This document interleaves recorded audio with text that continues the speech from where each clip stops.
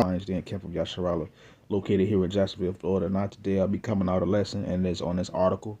The brother Canuck, or the Bishop Canuck of this camp, the Lion's Den Camp, he put this in the group chat, and it says, Russia calls on Israel to withdraw troops from Lebanon. It says, Russia on Tuesday called on Israel to withdraw troops from Lebanon, warning that the attack would lead to a further escalation of violence in the Middle East, in which it is going to. That is actually going to happen. And it's all by design. But let's continue. It says, Israel said commando and paratroop units launched raids into Lebanon on Tuesday as part of a limited ground incursion, while Iran-backed Hezbollah said it had fired a barrage of missiles into Israel, including at its spy agency near Tel Aviv. Yeah.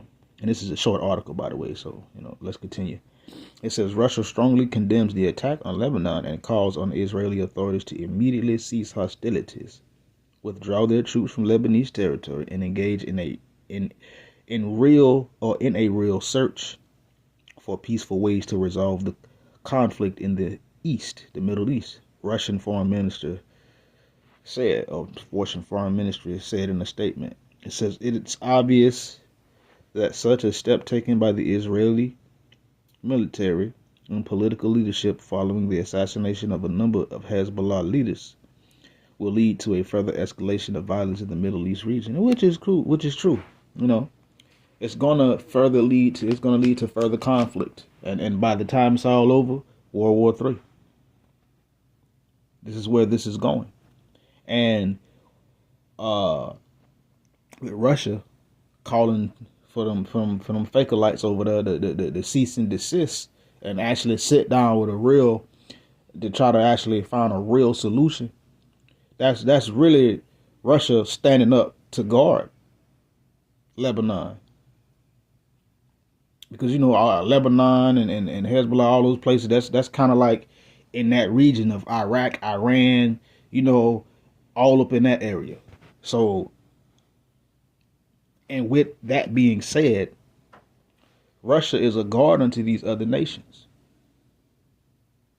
Like, we'll say Iran, Iraq, and then with all that, Hezbollah, but China and Korea and all these other nations that have joined BRICS. Russia is a guard, and that's what's going on. Russia is stepping up as that guard that the Lord set Russia up to do, or to be in these times, to go into World War III. But let's continue. This is Ezekiel chapter 38, verse 7. It says, Be thou prepared, and prepare for thyself, thou and all thy company that are assembled unto thee, and be thou a guard unto them. So that's what Russia is. And Russia is prepared, has been prepared, and still preparing themselves and all its company that are assembled unto it, BRICS nations, and then Russia is going to be a guard unto these other nations that are not part of the norm, NATO, the EU, and all those things like that, But that's Russia being the guard. So that's what this little article is about. And it's kind of like, I kind of get the sense for it, like, yeah, you get your troops up out of there for it be a problem. But I could be wrong on that. But that's kind of what it seems like. Like, get your troops up out of there, stop all your tomfoolery, let's sit down and reach an actual peaceful solution. But of course, Edomites don't function as they should, at least common sense wise, I should say. But nonetheless, this is also them Fakalites over there drawing these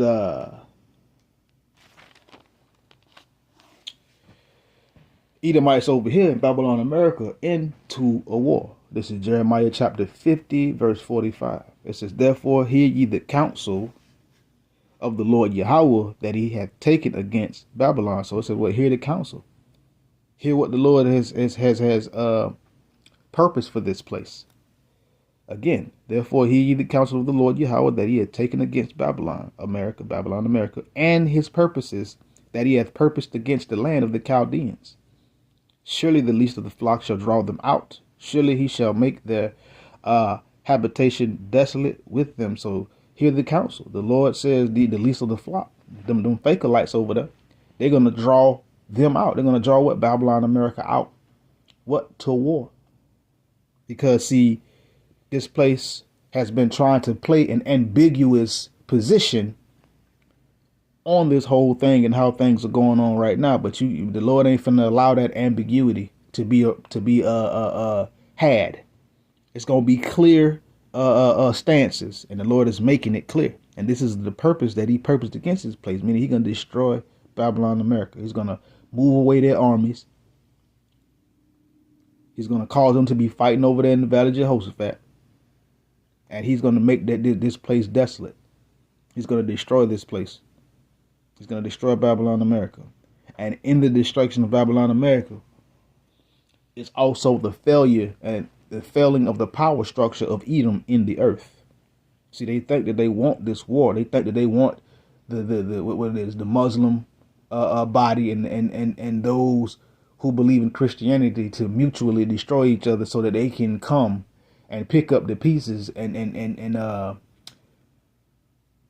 we'll say rebuild on top of that. But the Lord, that ain't gonna happen.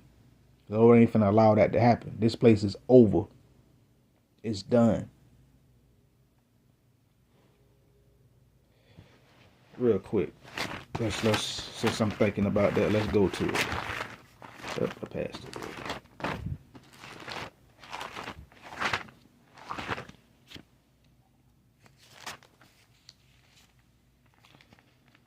This is Joel chapter. Let me make sure. Joel chapter 2, verse 20. It says, "But I will remove far off from you the northern army, and will drive him into a land barren and desolate, with his face towards the east, and his hinder parts towards the utmost sea. And his stink shall come up, and his ill savor shall come up, because he hath done great things." So the Lord is going to drive off the armies of America, the army or the armies, because there's what? Space Force, Air Force, Army, Marines, and the Navy. So that's 5 branches, of the brigandine here in Babylon, America. The Lord says He's going to drive them far off into a land that's barren and desolate, a desert, so that they can fight in World War III. And a lot of people that's joining Esau's brigandine, when this war starts, they're never coming back ever again. So any family members or cousins or uncles and aunties that's serving Esau, you ain't ever going to see them again. It is what it is. It says here, the Lord is going to drive the army into a land barren and desolate, with his face towards the east sea and his hinder parts towards the utmost sea, bodies of water. And it says, and his stink shall come up. So people that join Esau's brigandine, his army, to fight in this, their stink is going to come up, meaning they're going to die. Their bodies are going to decompose, and they're going to be destroyed in that army. I mean, in that war, And this is going to happen because this place has done great things, greatly wicked things, not great good things, but wicked.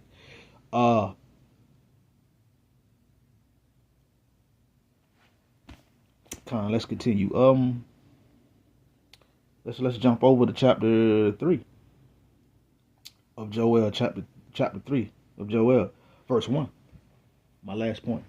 It says, "For behold, in those days and in that time, when I shall bring again the captivity of Judah and Jerusalem," meaning the Lord is going to turn back our captivity in that time. The things that are going to be happening, that's when the Lord is going to be turning back our captivity. It's going to be a lot of things that the Lord is going to do, and a lot of it is going to be happening simultaneously. Verse 2. It says, "I will also gather all nations and bring them down into the valley of Jehoshaphat, and will plead with them there for my people and for my heritage Israel, whom they have scattered among the nations and parted my land." So the Lord is going to gather these nations. He's going to make these nations fight World War III. And we see the beginning of it. He's going to gather these nations and bring them down into the valley of Jehoshaphat, Yahweh Shaphat, the Lord's judgment. He's going to plead with them there, meaning the Lord's going to destroy their armies there. And then that, guess what that do? That go in the second Ezra chapter 13 when Yahweh Shai show up with the heavenly host, waxed strong with the thousands of heaven. And the Lord's what? He's going to plead with them there. He's going to destroy the nations and their armies. He's going to destroy their armies. He's going to get rid of them. So this war that's happening, a lot of people are going to be helped finished with all their living. But nonetheless, this here small article, this is just another, we'll say, a tick and a notch in the belt to a greater escalation. And with that, shalom.